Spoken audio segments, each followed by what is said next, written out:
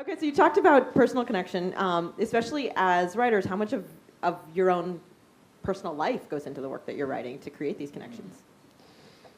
Oh, how dare you. No, I think that so much in Hollywood is developed by people who have grown up watching films and television, but not really living a life of their own and finding themselves in difficult predicaments and cultural challenges and in odd places where their life might actually be in jeopardy. So it's difficult for a lot of people to do what you're asking, but I think that it's the best will come from that type of writing. That's one reason why a lot of people lean into books as underlying material. We can talk about that in a second, but because a lot of authors do have real-life experience, whereas Hollywood demands commitment at a very young age, I think.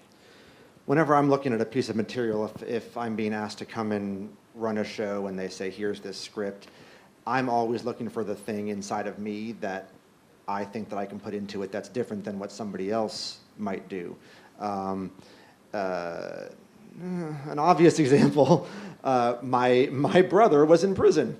And when I was given this script that my friend Paul had written called Prison Break, and literally at that moment in my life, my brother had been arrested and was going into prison, and I thought, oh, well, I have a few things I'd like to get off my chest about this. I'd like to say, and I think, I was able to pour through all of my emotions and challenges that I had through that into that show.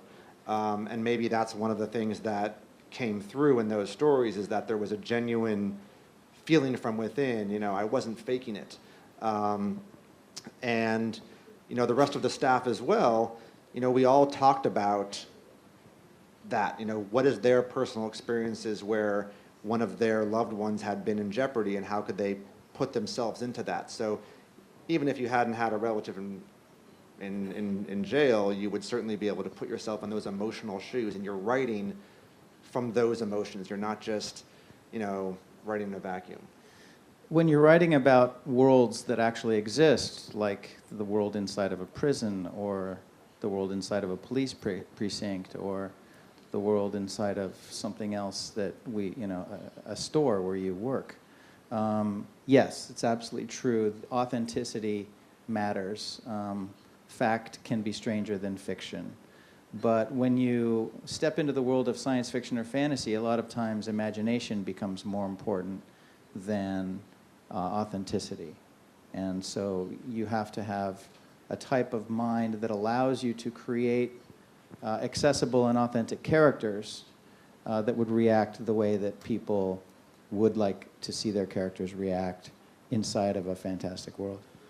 The next show that I'm doing is for Netflix, and it's called Lost in Space, and it's very much like the movie The Martian, but with a family. And so when I was deciding if I was going to do this, I actually was sitting at dinner with my family, and my children have never been able to watch any shows that I have done because, it's maybe not the best thing for my, 9-year-old daughter to watch some of these shows.